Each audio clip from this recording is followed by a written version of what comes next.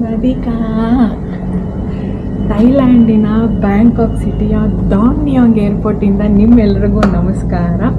So ಎಲ್ಲರೂ ಸುವರ್ಣಭೂಮಿ ಏರ್ಪೋರ್ಟ್ಗೆ ಹೋಗ್ತಾರೆ, ಆದರೆ ನಾನು ಯಾಕೆ ಡಾನ್ ನಿಯಾಂಗ್ ಏರ್ಪೋರ್ಟ್ಗೆ ಬಂದೆ ಅಂತಂದರೆ ಅಲ್ಲಿಗಿಂತ ಇಲ್ಲಿ ಫ್ಲೈಟ್ ರೇಟ್ಸ್ ತುಂಬ ಕಮ್ಮಿ ಇತ್ತು.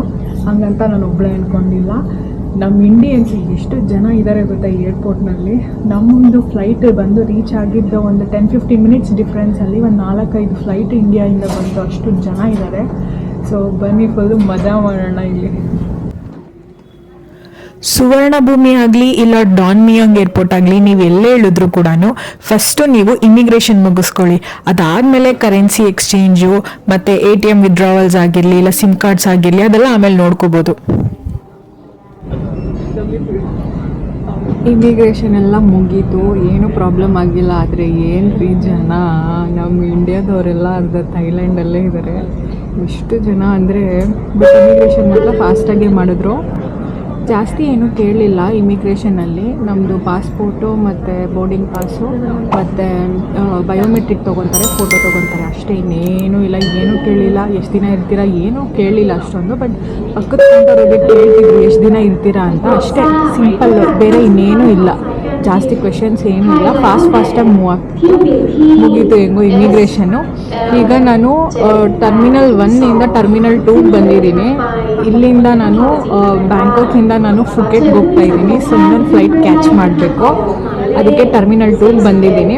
ಒಳಗಡೆಯಿಂದನೇ ಟರ್ಮಿನಲ್ 1ಇಂದ ಟರ್ಮಿನಲ್ 2ಗೆ ಲಿಂಕ್ ಇದೆ. ಸೊ ಜಸ್ಟ್ ನಿಮ್ಮ ಬಿಲ್ಡಿಂಗ್ ಒಳಗಡೆ ಬೋರ್ಡ್ನ ಫಾಲೋ ಮಾಡ್ಕೊಂಡು ಬರಬೇಕು, ಅಲ್ಲಲ್ಲಿ ಸೈನ್ಸ್ ಇದೆ, ಬೋರ್ಡ್ನ ಫಾಲೋ ಮಾಡ್ಕೊಂಡು ಬರಬೇಕು.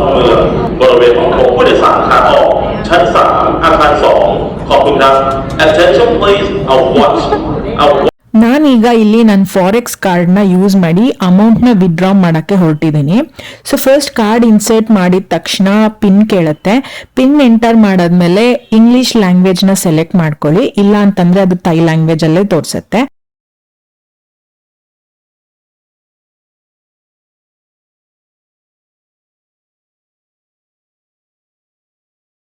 ಅದಾದಮೇಲೆ ಸೆಲೆಕ್ಟ್ ಸರ್ವಿಸ್ ಅಂತ ಕೇಳುತ್ತೆ, ವಿಡ್ರಾವಲ್ನ ಸೆಲೆಕ್ಟ್ ಮಾಡ್ಕೊಳ್ಳಿ.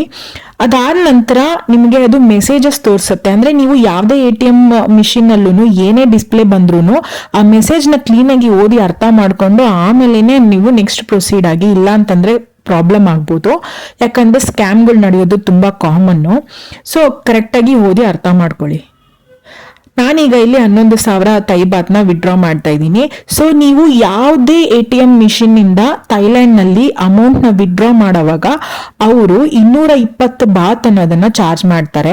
ಇದು ಸರ್ ಚಾರ್ಜಸ್ ಒಂದು ಟ್ರಾನ್ಸಾಕ್ಷನ್ಗೆ. ಒಂದು ಸಲ ನೀವು ಅಮೌಂಟ್ ವಿಡ್ರಾ ಮಾಡಬೇಕು ಅಂತಂದ್ರೆ ಅದು ಎಷ್ಟೇ ಆಗಿರಲಿ, ನೀವು 1000 ಬಾತ್ ವಿಡ್ರಾ ಮಾಡಿದ್ರು ಸರಿ, ಇಲ್ಲ 10,000 ಬಾತ್ ವಿಡ್ರಾ ಮಾಡಿದ್ರು ಸರಿ, 220 ಬಾತ್ ಅನ್ನೋದು ಅವರು ಒಂದು ಸಲಗೆ ಚಾರ್ಜ್ ಮಾಡ್ತಾರೆ. ಸೊ ನೀವು ಆದಷ್ಟು ಮ್ಯಾಕ್ಸಿಮಮ್ ಅಮೌಂಟ್ನ ಒಂದೇ ಸಲ ವಿಡ್ರಾ ಮಾಡ್ಕೊಂಡ್ಬಿಡಿ.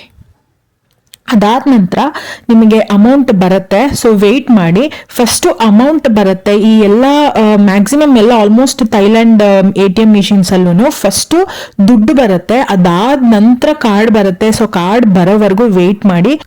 ಕಾರ್ಡ್ ತಗೊಂಡ ನಂತರ ನೀವು ಟ್ರಾನ್ಸಾಕ್ಷನ್ನ ಕ್ಲಿಯರ್ ಮಾಡಿ ಎಂಡ್ ಮಾಡಿ.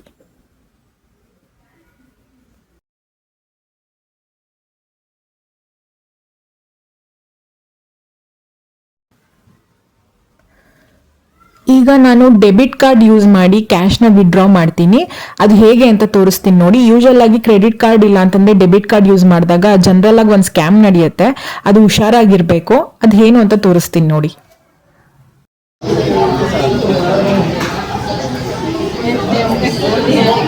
ಅದೇ 200 ಚಾರ್ಜ್ ಮಾಡ್ತಾರೆ ಅಂತ.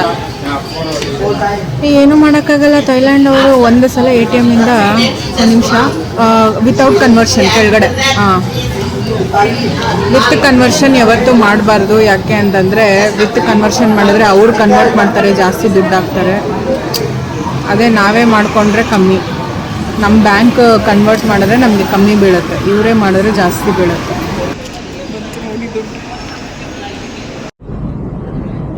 ನೋಡ್ಸೋದ್ನಲ್ಲ, ನಾನು ಇಲ್ಲೇ ಕರೆನ್ಸಿ ತೊಗೊಂಡ್ಬಿಟ್ಟೆ ATM-ಇಂದ ವಿಡ್ರಾ ಮಾಡೋದ್ನಲ್ಲ. ಸೊ ಇನ್ನು ಸಿಮ್ ತೊಗೋಬೇಕು.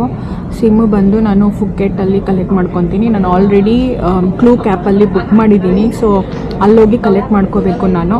ಅದು ಹೇಗೆ ಅಂತ ಅಲ್ಲೇ ತೋರಿಸ್ತೀನಿ. ಇನ್ನು ಫ್ಲೈಟ್ ಬೋರ್ಡಿಂಗ್ ಆದಮೇಲೆ ನಿಮಗೆ ಡೈರೆಕ್ಟಾಗಿ ಫುಕೆಟಲ್ಲಿ ಸಿಗ್ತೀನಿ ನಾನು, ಅಲ್ಲಿ ಮಾತಾಡೋಣ.